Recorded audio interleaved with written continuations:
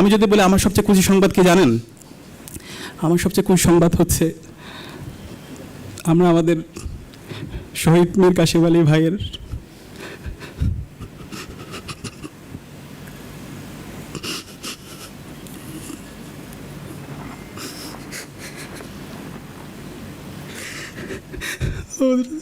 আরমান ভাইকে ফিরে পেয়েছি।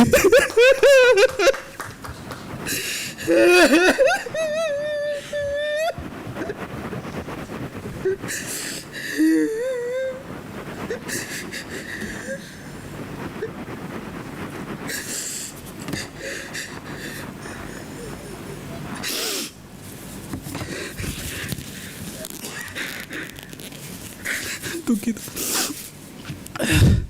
আমরা আমাদের আজমি ভাইকে ফিরে পেয়েছি এবং আয়নাগরে যারা বন্দী ছিল অসংখ্য মজলুম ভাই বোনদেরকে আমরা ফিরে পেয়েছি।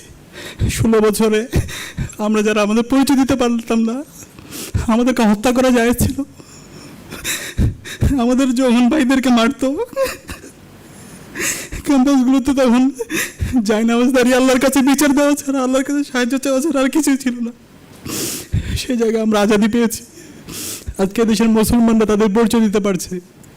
আমাদের ইসলামের যে ভ্যালুসগুলো আছে, ফেস্টিভগুলো আছে, সেগুলো আমরা করতে পারছি।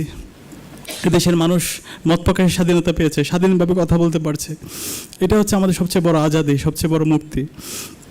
বিপ্লবের পরে অনেক বড় সুযোগ আমাদের ছিল 1 বছরে, কিন্তু আজকে আমরা যাদেরকে ক্ষমতায় বসাইছি, যারা শহীদদের রক্তের উপর বসেছে, তারা আজকে তাদের সেই শহীদদের রক্তের কথাগুলো তারা ভুলে গেছে। তারা বিলাসিতায় অনেক বেশি ব্যস্ত হয়ে পড়ছে।